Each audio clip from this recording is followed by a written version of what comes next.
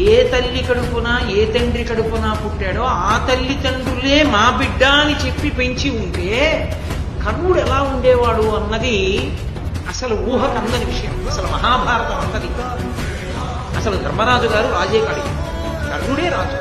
కర్ణుడు రాజ్యనికం చేస్తాడు. పైగా ఇంకొక మాట చెప్పాలంటే యుగాంతము వరకు కర్ణుడే రాజు.